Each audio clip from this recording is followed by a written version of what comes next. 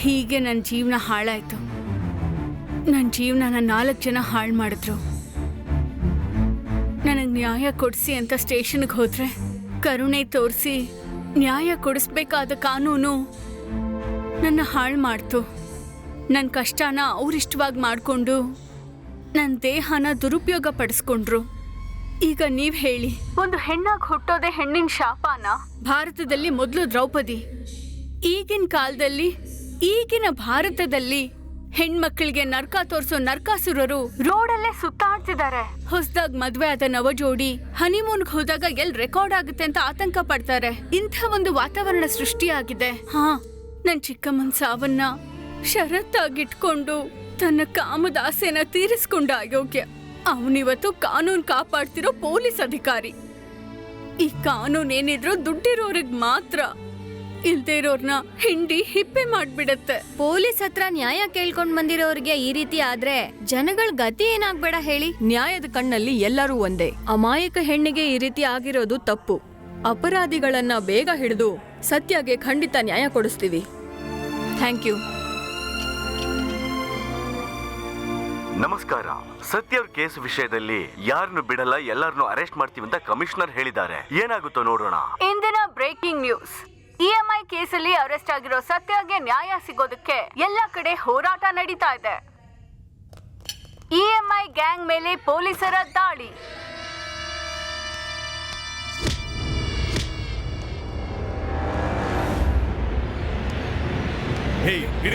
ಹಿಡೀರಿ ಬಾರ ಸರ್. ಸತ್ಯಗೆ ನ್ಯಾಯ ಸಿಗ್ಬೇಕು ಅಂತ ಸಾಮಾನ್ಯ ಜನರೆಲ್ಲ ಧರಣಿ ಮಾಡ್ತಾ ಇದ್ದಾರೆ. ಇವತ್ತು ಸತ್ಯ ಕೇಸಲ್ಲಿ ತೀರ್ಪು ಹೊರಗೆ ಬೀಳ್ತಾ ಇದೆ. ವೀಕ್ಷಕರೇ, ನೀವೇ ನೋಡ್ತಿದ್ದೀರಾ, ಜನ ಸಮುದಾಯನೇ ಹರಿದು ಬರ್ತಿದೆ. ಏನಾಗುತ್ತೋ ನೋಡೋಣ.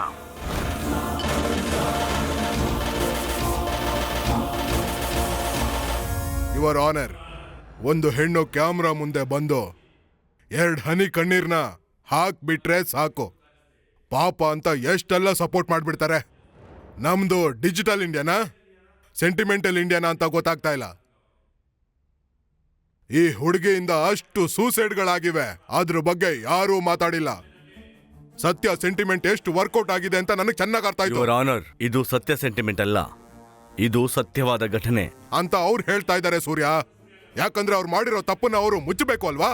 ಮುಚ್ಚಿ ಇಡೋದಕ್ಕೆ ಇದು ಯಾವುದೇ ರೀತಿ ಕಟ್ಟುಕತೆ ಅಲ್ಲ. ಕಾರಣಗಳು ಯುವರ್ ಆನರ್. ತನಗೆ ಅನ್ಯಾಯ ನಡೆದಿದೆ ಅಂತ ನನ್ನ ಕ್ಲೈಂಟ್ ಪೊಲೀಸ್ ಹತ್ರ ಕಂಪ್ಲೇಂಟ್ ಕೊಡಕ್ ಹೋದಾಗ ಅವರು ಸರಿಯಾಗಿ ನಡ್ಕೊಂಡಿದ್ರೆ ಇವತ್ತು ಸತ್ಯ ನಮ್ಮ ಮುಂದೆ ಆರೋಪಿಯಾಗಿ ನಿಲ್ತಾ ಇರಲಿಲ್ಲ. ಕೊನೆಗೆ ಅವ್ರ ಚಿಕ್ಕಮ್ಮನ ಹೆಣ ನೋಡೋದಕ್ಕೂ ಕೂಡ ಅವನ ಆಸೆನ ತೀರಿಸಬೇಕಾಯಿತು.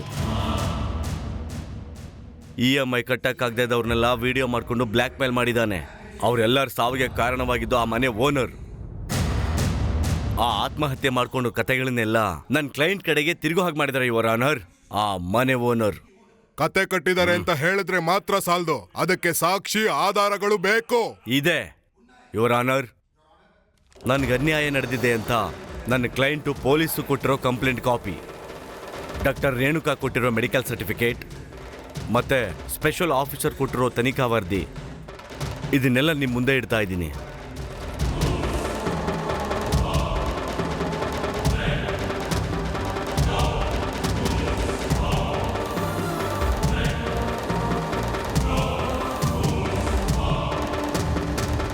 ಅಂದ್ರೆ ಆಕ್ಸಿಡೆಂಟ್ ಮಾಡಿ ಕೊಲೆ ಮಾಡಿದವ್ರನ್ನ ಬಿಟ್ಟು ಲೈಸೆನ್ಸ್ ಕೊಟ್ಟವ್ರನ್ನ ಅರೆಸ್ಟ್ ಮಾಡಿ ಅಂತ ಇದೀರಾ ಸೂರ್ಯ?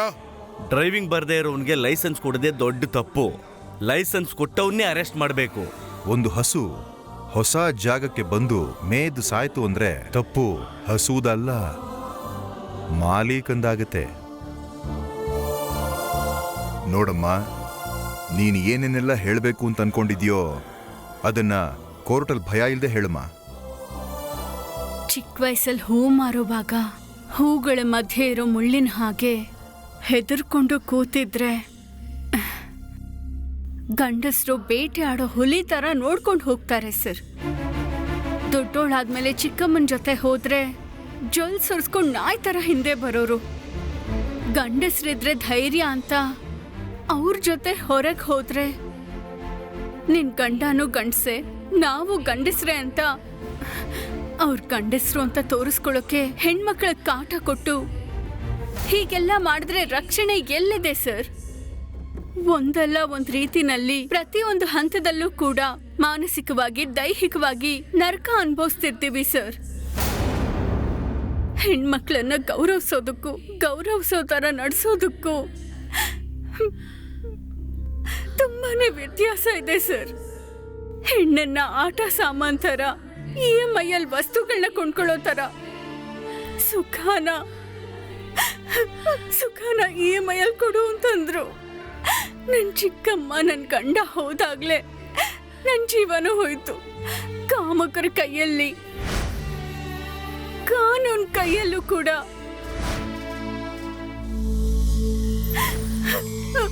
ಅತ್ಯಾಚಾರ ನಡೀತು ಸರ್. ದುಡ್ಡುಗೋಸ್ಕರ ನನ್ನ ಬಳಸ್ಕೊಂಡು ಆಸ್ಪತ್ರೆಯಲ್ಲಿ ನನ್ ಗಂಡ ಜೀವಕ್ಕೆ ಹೋರಾಡುವಾಗ ಬೇರೆ ದಾರಿ ಇಲ್ದೆ ನಾನ್ ತಪ್ಪು ಮಾಡೋ ಪರಿಸ್ಥಿತಿ ಬಂತು. ಅದ್ರಲ್ಲಿ ನನ್ ತಪ್ಪು ಮಾತ್ರ ಕಾಣುತ್ತೆ. ನನ್ನ ಹಾಗೆ ಮಾಡ್ದವರು ಅವ್ರು ಮಾಡಿದ ತಪ್ಪು ಅಂತ ಒಪ್ಕೊಳ್ದೆ ತಂತ್ರ ಹುಡಿ ವಾದ ಮಾಡ್ತಿದ್ದಾರೆ. ಎಲ್ಲದಕ್ಕೂ ಸಿದ್ಧವಾಗಿದ್ದಾರೆ ಸರ್. ನಾನ್ ಮಾಡಿದ ತಪ್ಪಿಗೆ ಏನ್ ಶಿಕ್ಷೆ ಕೊಟ್ರು ನಾನು ಅನುಭವಿಸೋದಕ್ಕೆ ರೆಡಿ ಸರ್. ಅದ್ರಲ್ಲೂ ನನಗ್ ತಪ್ಪು ಮಾಡೋ ಹಾಗೆ ಮಾಡಿ ತಾವ್ ಆರಾಮಾಗಿರೋಕ್ ನಾನು ಬಿಡಲ್ಲ.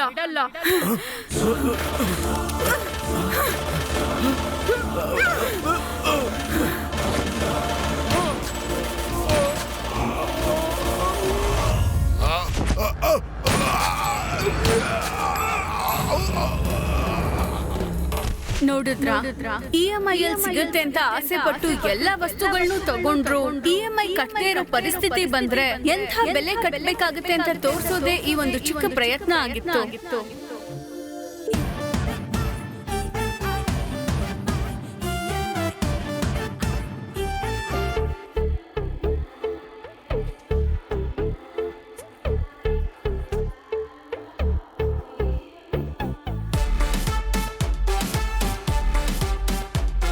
ಒಲಿಂಪಿಕ್ಸು ಕೂಡ ಈಸಿ, ವರ್ಲ್ಡ್ ಕಪ್ ಕೂಡ ಈಸಿ. ನಿಮ್ಮ ಖರ್ಚು ವೆಚ್ಚ ಎಲ್ಲ ಅದೇ EMI. ಎಲ್ಲ ಬ್ಲಾಕ್ ಆದ್ರೆ ಯು ಟ್ರೈ ಮೂಡೆಲ್ಲ ಆಫ್ ಆದ್ರೆ ಯು ಟ್ರೈ ಎಲ್ಲ ಮರೆತು ಹೋಗಿ ಬನ್ನಿ ವರ್ಲ್ಡ್ ಟೂರಿಗೆ.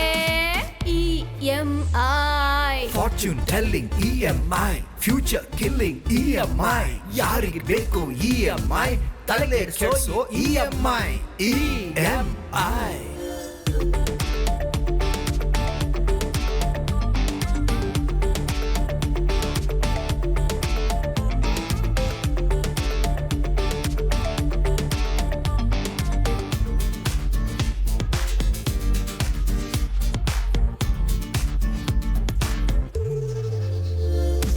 ಝೀರೋ ಇಂದ ಸ್ಟಾರ್ಟ್ ಮಾಡಿ ಬ್ಯಾಲೆನ್ಸ್ ಏನು ಇಲ್ದೇನೆ ಹೀರೋ ಆಗಕ್ ಹೊರಟಿದ್ಯಾ? ಡಿಗ್ರಿ ಪಾಸ್ ಮಾಡಿ ಊರೆಲ್ಲ ಸುತ್ತಾಡಿ ಸಾಧನೆ ಮಾಡಕ್ ಹೊರಟಿದ್ಯಾ? ಕೆಲ್ಸ ಕಾರ್ಯ ಹುಡ್ಕಾಡಿ ಜೇಬು ಖಾಲಿ ಮಾಡ್ಕೊಂಡು ಮನೆ ಕಟ್ಟೋಕ್ ಹೊರಟಿದ್ಯಾ? ಆದ್ರೇನು ಮಿಡ್ಲ್ ಕ್ಲಾಸ್ ಆದ್ರೇನು A ಗ್ರೇಡು ಆದ್ರೇನು B ಗ್ರೇಡು ಆದ್ರೇನು ನಮ್ ಹಾರ್ಟ್ ಕೂಡ ಬೀಟ್ ಮಾಡೋದು EMI ಅಲ್ಲೇ. EMI fortune killing EMI, future killing EMI. ಯಾರಿಗೆ ಬೇಕು EMI?